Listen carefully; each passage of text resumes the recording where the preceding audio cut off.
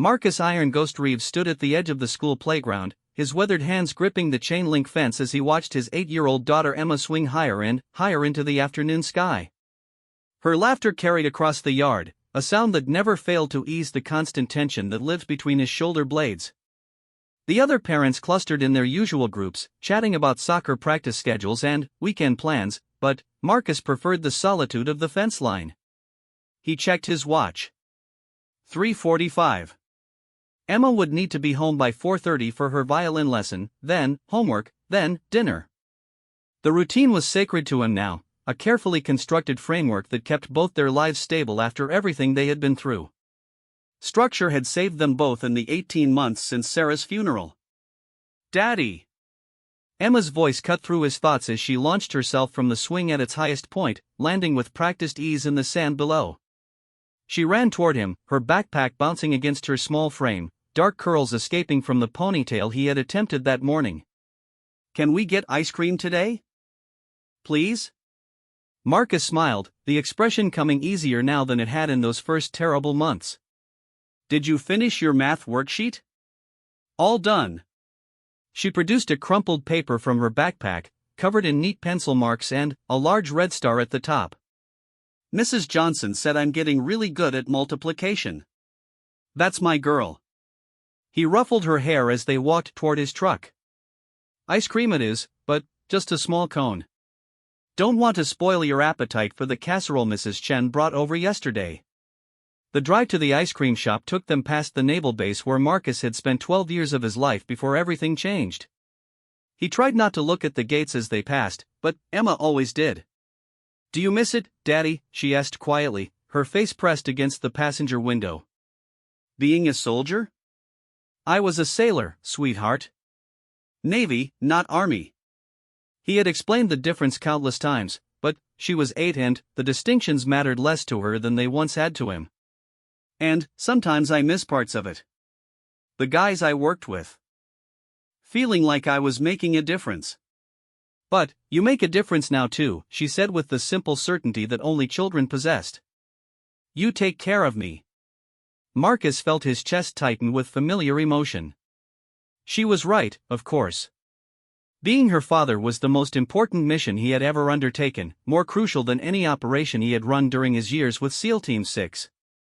But some days, when the bills piled up and the loneliness crept in after she was asleep, he wondered if he was enough. The ice cream shop was busy with the after-school crowd. Marcus ordered Emma's usual vanilla cone with rainbow sprinkles and a black coffee for himself. They found a table by the window, and Emma chattered about her day while systematically working her way around the cone to prevent any drips.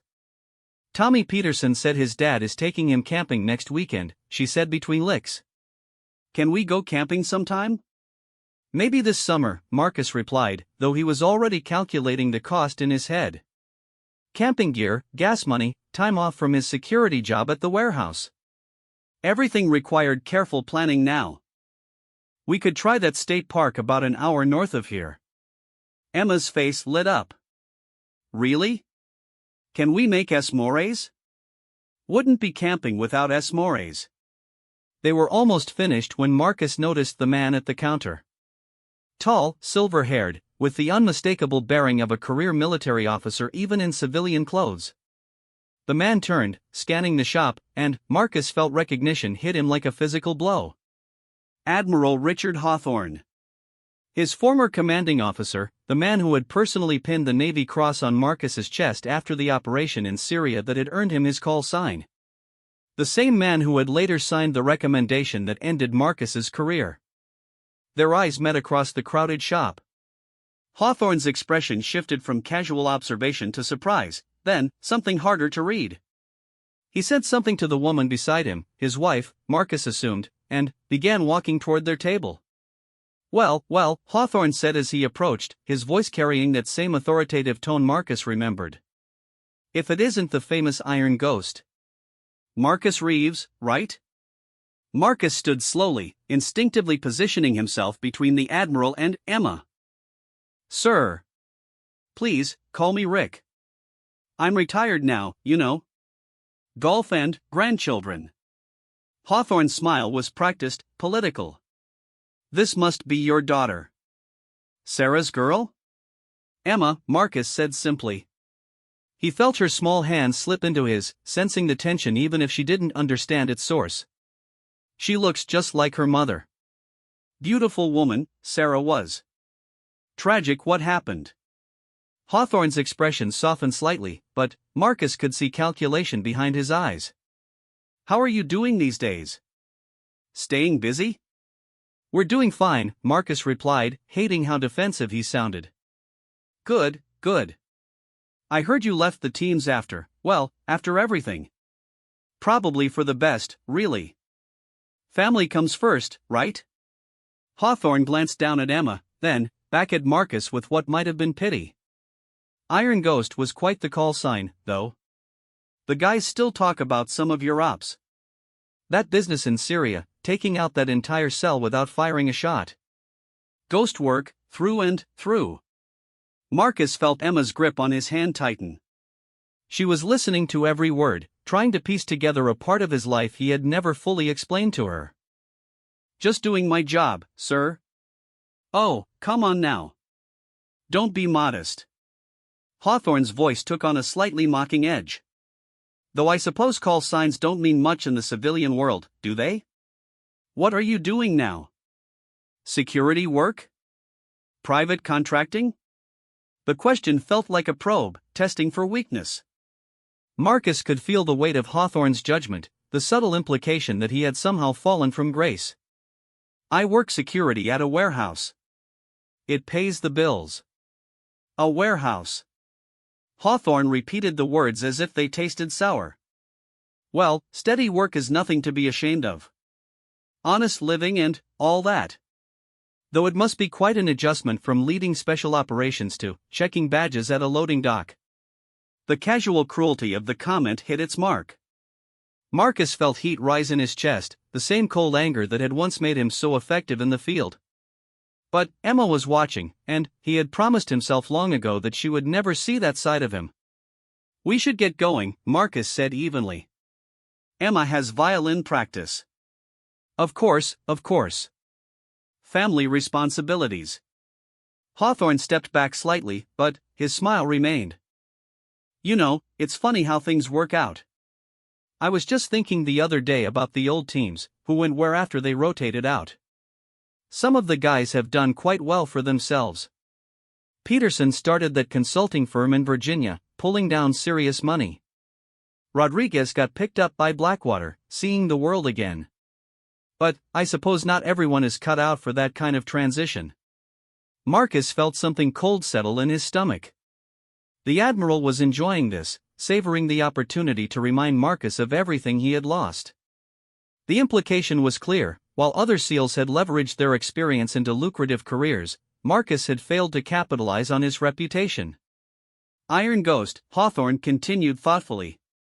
You know, I always wondered about that call sign. The story was that you could slip in and out of anywhere without being detected, take down targets without anyone knowing you were there until it was all over. Very impressive on paper. But, looking at you now. He shrugged slightly. Sometimes I think call signs are just stories we tell ourselves, aren't they? Ways to feel important about jobs that, in the end, are just jobs. Emma tugged on Marcus's hand. Daddy? Can we go now? Marcus looked down at his daughter's confused face, then back at Hawthorne's smug expression. For a moment, he wanted nothing more than to remind the Admiral exactly why he had earned his call sign, to show him that some things never changed no matter what uniform you wore or didn't wear. Instead, he squeezed Emma's hand and managed a tight smile. It was good seeing you, Admiral. Rick, Hawthorne corrected with false warmth. And, likewise. Give my regards to any of the old crew you might still be in touch with. Though I suppose. He trailed off with another shrug that said everything. Marcus led Emma toward the door, feeling Hawthorne's eyes on his back the entire way. They were almost to the truck when Emma finally spoke. Daddy? Who was that man? Marcus unlocked the truck and helped her into her booster seat, buying himself time to think. Someone I used to work with, sweetheart. A long time ago. He seemed mean. out of the mouths of babes. Marcus started the engine and pulled out of the parking lot, catching a glimpse of Hawthorne through the ice cream shop window, still watching them leave. Some people are like that, Emma. They think being important means making other people feel small. But you're not small, Daddy. You're the biggest person I know. Marcus felt his throat tighten. Thanks, baby girl. The drive home was quiet, Emma sensing his mood and content to watch the world pass by her window. Marcus tried to push Hawthorne's words out of his mind, but they echoed in his thoughts like shrapnel working its way to the surface. Call signs don't mean much in the civilian world. Just checking badges at a loading dock. Sometimes I think call signs are just stories we tell ourselves. By the time they reached their small rental house on Maple Street, Marcus had almost convinced himself the encounter didn't matter. Hawthorne was retired, irrelevant, a relic from a part of his life that was over. What did it matter what he thought? But, as Marcus helped Emma with her violin practice, listening to her careful rendition of Twinkle, Twinkle, Little Star, he found his mind drifting to a warehouse in Syria 3 years ago. To the moment that had earned him his call sign and, ultimately, cost him everything. He had been Iron Ghost once. The question that nagged at him now, sitting in his modest living room while his daughter struggled with her fingering, was whether that man still existed somewhere beneath the surface of the tired single father he had become. Outside, the sun was setting over their quiet neighborhood, painting the sky in shades of orange and pink. Emma finished her song and looked up at him expectantly. "How was that, Daddy?" "Perfect," he said, and meant it. This was his life now, and it was good. Hawthorne could keep his opinions and his condescension. Marcus had everything that truly mattered. But, later that night, after Emma was asleep and the house was dark, Marcus found himself standing at his bedroom window, looking out at the street where nothing moved except the occasional car passing under the streetlights. He thought about call signs and the men who carried them, about the difference between being important and feeling important, about the stories we tell ourselves to make sense of who we were and who we had become. Somewhere in the distance, he could hear the sound of jets taking off from the naval base. The sound used to comfort him, a reminder of home and purpose. Tonight, it just reminded him of everything he had left behind. Tomorrow would bring another day of routine: breakfast with Emma, drop off at school, 8 hours at the warehouse checking badges and watching monitors, pick up, dinner, homework, bedtime stories. A good life, a meaningful life, the life Sarah would have wanted for their daughter. But Admiral Hawthorne's voice followed him into sleep, whispering questions he wasn't sure he wanted to answer. Iron Ghost. Was that just a story he had told himself? Just another uniform he had worn before moving on to the next phase of his life? Or was there something more permanent underneath, something that warehouses and violin lessons and parent-teacher conferences couldn't completely erase? As Marcus finally drifted off to sleep, he had no way of knowing that within 48 hours, he would have his answer. The alarm clock's harsh buzz pulled Marcus from restless sleep at 5:30 in the morning. He lay still for a moment, letting his eyes adjust to the darkness, listening to the familiar sounds of the house settling around him. Down the hall, he could hear Emma's soft breathing through her partially open door. She wouldn't wake for another hour, giving him time for his morning routine. Marcus rolled out of bed and pulled on his running clothes without turning on the light. Muscle memory guided him through the motions of lacing his boots and stepping quietly out the front door into the pre-dawn chill. The neighborhood was silent except for the distant hum of early commuter traffic on the highway. He started his run with a slow jog down Maple Street, gradually increasing his pace as his body warmed up. This was his meditation time, the 45 minutes each morning when he could clear his head and prepare for whatever the day might bring. The route never varied: 3 miles through the residential streets, past the elementary school where Emma would sit in her classroom in a few hours, around the small park where they fed ducks on Saturday mornings. But, today, Admiral Hawthorne's words from the previous evening kept intruding on his thoughts. Call signs don't mean much in the civilian world. Marcus pushed his pace harder, trying to outrun the conversation that had played on repeat in his mind all night. His feet pounded a steady rhythm on the sidewalk as he turned onto Oak Avenue, past houses where normal families were just beginning to stir. The truth was, Hawthorne had hit closer to home than Marcus cared to admit. There were nights when he lay awake wondering if he had made the right choice, leaving the teens to raise Emma alone.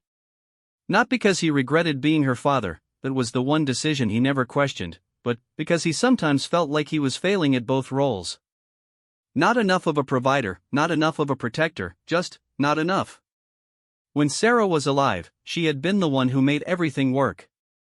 She managed the household, navigated the social complexities of military wives groups, created the warm, stable home that made his deployments bearable. After the cancer took her, Marcus had tried to fill both roles, but some days it felt like trying to perform surgery with mittens on. He rounded the corner past the park and saw something that made him slow his pace. A black sedan was parked at the curb near the playground equipment, its engine running, exhaust visible in the cold morning air.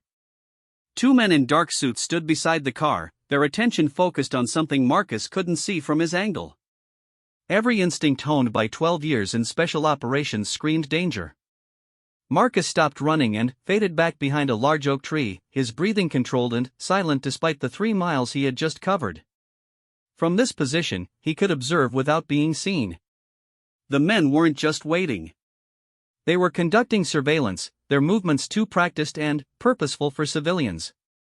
One spoke into a small radio while the other scanned the surrounding area with the systematic precision of someone trained in counter-surveillance techniques. Marcus checked his watch. 6:15. Emma wouldn't be up for another hour, wouldn't leave for school until 8. But his route was predictable, had been the same for over a year. If someone wanted to establish a pattern on his movements, they would know exactly where to find him. He stayed behind the tree for another 10 minutes, watching the men's behavior. They weren't local police, wrong vehicles, wrong demeanor. Federal agents, maybe, but conducting unauthorized surveillance in a residential neighborhood at dawn suggested something unofficial. Private contractors, possibly, or military personnel operating outside normal channels. The question was, what did they want with Marcus Reeves, security guard and single father? Eventually, the men returned to their sedan and drove away, heading in the direction of the highway. Marcus waited another 5 minutes before emerging from his concealment and jogging home via a circuitous route that allowed him to check for additional watchers. Back at the house, Emma was just waking up as he came through the front door. He could hear her moving around in her room, probably getting dressed in whatever combination of clothes struck her fancy.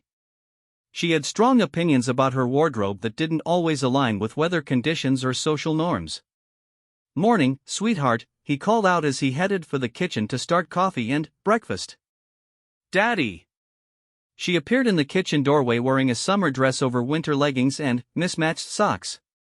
"Can I have pancakes today? How about tomorrow?" "Today we're having scrambled eggs and toast." He ruffled her hair, noting that the ponytail holder had disappeared overnight and her curls were free and wild. "Go brush your teeth and I'll help you with your hair." Marcus moved through the morning routine on autopilot: eggs, toast, orange juice, Emma's backpack checked for homework and permission slips, lunch money counted out and tucked into her jacket pocket. But part of his attention remained focused on the street outside, watching for any sign that the surveillance team had returned. "You're being weird today," Emma announced as he attempted to tame her curls into something resembling a braid. "How am I being weird? You keep looking out the window. And you're making my braid too tight." Marcus forced himself to relax his grip on her hair. "Sorry, baby girl. Just thinking about work stuff." "The bad man from yesterday?" He paused in his braiding. "What bad man?" "The one at the ice cream place. The one who made you sad." Sometimes Emma's perceptiveness caught him off guard. She had inherited Sarah's ability to read people's emotions, to see through the facades adults constructed to protect children from complicated truths. "He didn't make me sad," Marcus said carefully. "He just reminded me of some things I'd rather forget." "Like what?" "Like how sometimes grown-ups can be mean to each other for no good reason." Emma considered this while he finished her braid. "Mrs. Johnson says mean people are just scared people being loud about it." Marcus smiled despite his concerns. "Mrs. Johnson sounds pretty smart." The drive to school was uneventful, no black sedans in sight. Marcus walked Emma to her classroom as he did every morning, chatting with her teacher briefly about an upcoming field trip before heading back to his truck. The normalcy of it helped settle his nerves slightly. Maybe he was being paranoid. Maybe the men in the park had nothing to do with him, were conducting surveillance on someone else entirely. It wouldn't be the first time his military training had made him see threats where none existed. The warehouse where Marcus worked was located in an industrial district 15 minutes from Emma's school. Hartfield Security Solutions provided guards for 3 different facilities in the area, and Marcus had drawn the assignment at Morrison Electronics, a mid-sized company that manufactured components for defense contractors. It was steady work, if not particularly challenging. 8 hours of checking employee badges, monitoring security cameras, and walking perimeter patrols. The pay was enough to cover rent and groceries and Emma's activities, with a little left over for emergencies. Not the kind of money his SEAL teammates were making in private contracting, but enough to maintain the quiet life he had built for his daughter. Marcus parked in the employee lot and badged into the security office, nodding to Rodriguez, the night shift guard who was completing his final rounds. "Quiet night," Rodriguez reported, handing over the incident log. "Couple of delivery trucks around midnight, but everything checked out normal." "Thanks, Carlos. See you tonight." Marcus settled into the security station with his coffee and began reviewing the overnight logs. Morrison Electronics ran 2 shifts, with the bulk of their workforce arriving between 7 and 8 a.m. His job was to monitor their comings and goings, watch for any unauthorized personnel, and conduct regular patrols of the facility perimeter. It was routine work that left plenty of time to think, which wasn't always a blessing. Today, his mind kept drifting to Admiral Hawthorne's casual cruelty and the surveillance team in the park. 2 seemingly unrelated incidents that felt connected in ways he couldn't quite articulate. The morning passed without incident. Employees arrived on schedule, delivery trucks were processed through the loading dock, and Marcus completed his first perimeter walk at 10 a.m. Everything appeared normal until he returned to the security office and found a man in an expensive suit waiting by his desk. The visitor was tall and lean, maybe 45, with the kind of professionally maintained appearance that suggested government work or high-end corporate security. His posture was military, shoulders back, weight evenly distributed, hands relaxed but ready to move quickly if necessary. "Mr. Reeves?" The man extended a hand. "I'm David Park, Special Assistant to the Deputy Secretary of Defense. I was wondering if we could have a few minutes to talk."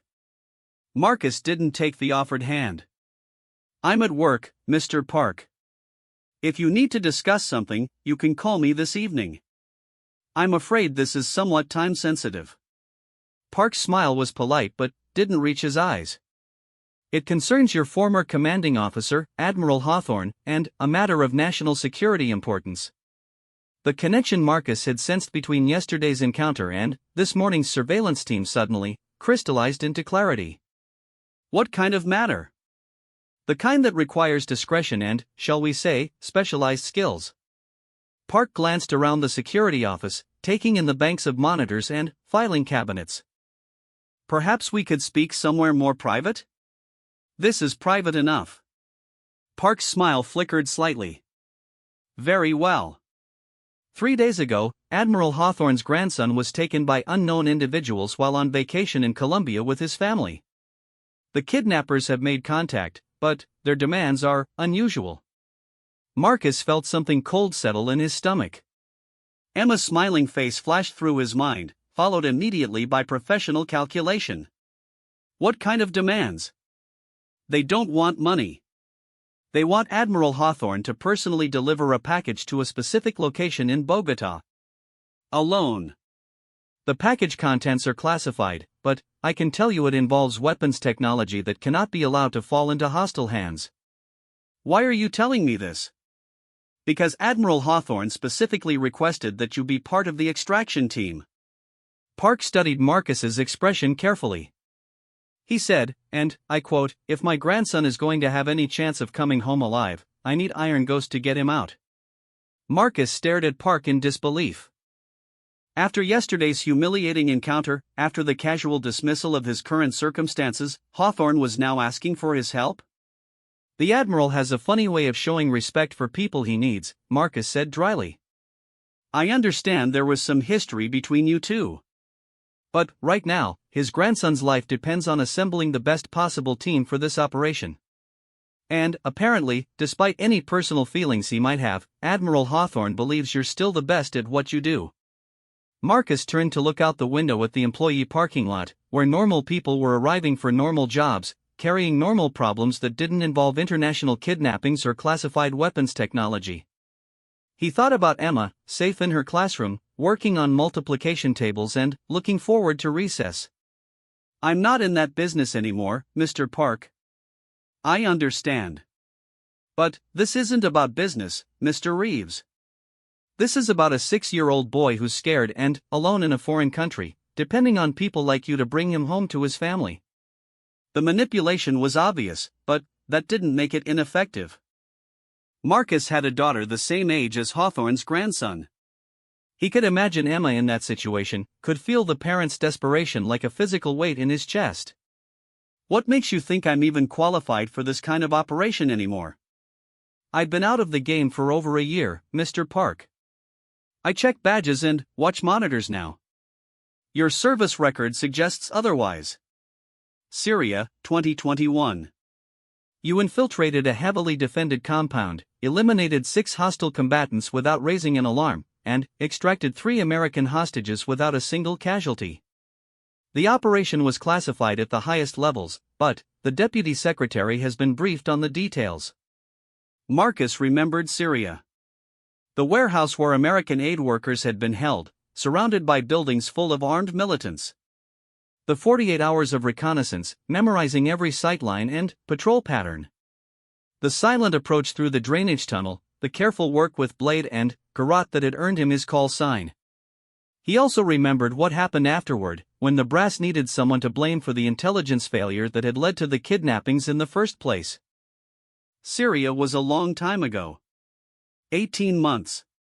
And, according to your former teammates, muscle memory for this kind of work doesn't fade that quickly. Park leaned forward slightly. The truth is, Mr. Reeves, we need someone who can get in and out of hostile territory without being detected. Someone who can neutralize threats quietly and efficiently. Someone who can think on their feet when the operation goes sideways, as they always do. And, if I say no? Then, Admiral Hawthorne will attempt the exchange on his own, and will likely lose both him and his grandson to hostile forces who will then possess advanced weapons technology. Park's expression was grim. There is no plan B, Mr. Reeves. You're not our first choice, you're our only choice. Marcus looked at his watch. 11:15. Emma would be in art class now, probably painting something colorful and abstract that she would proudly display on the refrigerator when she got home. In 7 hours, he would pick her up from school and they would go through their evening routine, homework, dinner, violin practice, bedtime stories. A quiet, normal life that he had fought hard to build after everything fell apart. I have responsibilities here, he said finally. We understand. Your daughter would be provided with full protection during your absence. Round-the-clock security, completely transparent to her daily routine. She wouldn't even know they were there. Marcus's head snapped up. How do you know about my daughter? Park's expression didn't change. Mr. Reeves, we know everything about you that matters. We know about your wife's illness and death, about your decision to leave the teams to raise Emma alone, about your current employment and financial situation. We know about yesterday's encounter with Admiral Hawthorne at the ice cream shop. The casual admission hit Marcus like a physical blow. They had been watching him, probably for days or weeks. The surveillance team in the park hadn't been random, they were part of this operation, gathering intelligence to use as leverage. You've been having me followed. We've been conducting due diligence on a valuable asset. Standard procedure for this type of recruitment. Marcus stood up slowly, his hands clenched at his sides. Get out. Mr. Reeves, get out of my office. Get out of this building. And, if I see any of your people near my daughter again, we're going to have a very different kind of conversation. Park remained seated, unperturbed by the threat in Marcus's voice. I understand your anger. But, consider this, how do you think Admiral Hawthorne will react if his grandson dies because you refuse to help? How do you think that will affect your ability to maintain your quiet life here? The implication was clear. Refuse to cooperate, and Marcus would find his life becoming significantly more complicated. Government contracts might dry up at the warehouse. Background checks for security clearances might develop unexpected complications. The peaceful existence he had built for Emma could be systematically dismantled by men with influence and long memories. Are you threatening me, Mr. Park? I'm explaining the reality of your situation. You have skills that your country needs, at a moment when a child's life hangs in the balance. The question is whether you're the man who will step up when it matters, or someone who hides behind excuses and lets others pay the price for his comfort. Marcus stared at the man who had just casually threatened his daughter's security while asking him to risk his life for people who had already betrayed him once. The smart move was to refuse, to accept whatever consequences Park's people might arrange, and focus on protecting Emma from the fallout. But, somewhere in the back of his mind, he could hear a 6-year-old boy crying for his grandfather, and he could see Emma's face asking him why he hadn't helped when he could have made a difference. I need to think about it.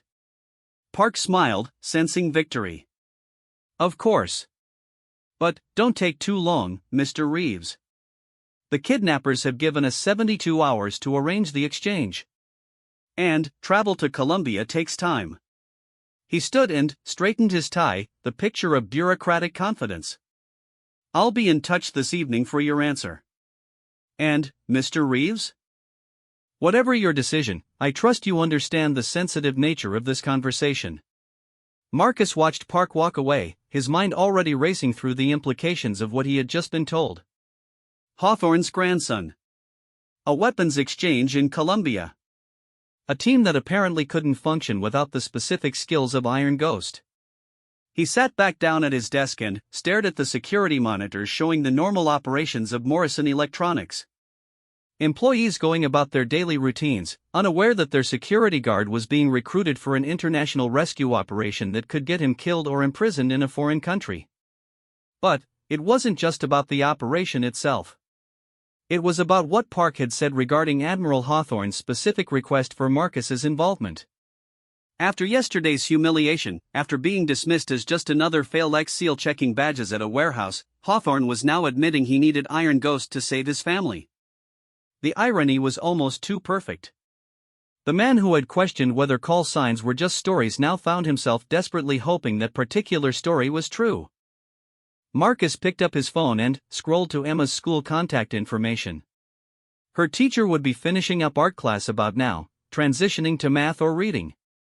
Emma would be focused on her work, completely unaware that her father was sitting in a warehouse security office contemplating a choice that could change everything. He thought about Sarah, about what she would say if she were here. She had always supported his military service, understood the importance of the missions even when they took him away from home for months at a time. But, she had also been relieved when he left the teams, grateful that their daughter would grow up with a father who came home every night. Would Sarah want him to help rescue Hawthorne's grandson? Or would she tell him that Emma needed her father more than the government needed Iron Ghost? Marcus put down the phone and tried to focus on the security monitors, but his eyes kept drifting to the clock on the wall. 72 hours. In 72 hours, either a 6-year-old boy would be reunited with his family, or Marcus Reeves would have to live with the knowledge that he could have made a difference and chose not to. He wondered if Admiral Hawthorne was sitting somewhere right now, swallowing his pride and hoping that the man he had dismissed yesterday was still the operator he remembered from Syria. Iron Ghost. Maybe it was time to find out if that was still just a story, or something more permanent that warehouses and routine couldn't completely erase. The phone on his desk rang, pulling him back to the present. Probably just a delivery truck at the front gate, or an employee who had forgotten their badge. Normal problems with normal solutions. Marcus reached for the phone, but, for just a moment, he hesitated. Once he answered, he would be back in the routine of his ordinary life, checking badges and monitoring cameras and counting the hours until he could pick up Emma from school. But, David Park's words echoed in his mind, "There is no plan B, Mr. Reeves. You're not our first choice, you're our only choice." He answered the phone. Marcus spent the rest of his shift in a state of controlled tension, his mind cycling between the routine demands of his security job and the impossible decision David Park had placed before him. Every time an employee badged through the front entrance, every delivery truck that arrived at the loading dock, every mundane security protocol reminded him of how far he had traveled from the world of classified operations and international extractions. At 3:15, he received a text message from an unknown number: "Emma safe at school. Decision time approaching." DP. The casual reference to his daughter's safety sent a chill through Marcus that had nothing to do with the warehouse's inadequate heating system. Park's people were watching Emma, probably had been watching her for days while they prepared their approach. The message was meant as reassurance, but it felt more like a reminder of how vulnerable his carefully constructed life really was. Marcus completed his final perimeter check at 4 p.m., his eyes automatically scanning for threats that had nothing to do with Morrison Electronics' security needs. Every parked car, every person walking past the fence line, every variation in the normal pattern of industrial district activity triggered the hypervigilance that had kept him alive through dozens of operations. He was checking out with the afternoon shift supervisor when his phone buzzed with another message, this one from Emma's school: "Early dismissal today due to broken heating system. Please pick up by 3:45. Marcus checked the timestamp. The message had been sent 20 minutes ago. Emma had been waiting for him for over 15 minutes, probably wondering where he was, maybe starting to worry that something had happened. He called the school as he ran toward his truck. "This is Marcus Reeves, Emma's father. I just got your message about early dismissal." "Oh, Mr. Reeves," the secretary's voice carried a note of relief. "Emma is fine, she's waiting in the office with Mrs. Johnson." There was some confusion about the pickup time, but everything's sorted out now. Confusion? "A gentleman called earlier saying you were running late due to a work emergency and that he would pick Emma up instead. When I asked for his name, he said he was your brother. But Emma insisted she doesn't have an uncle, so we kept her."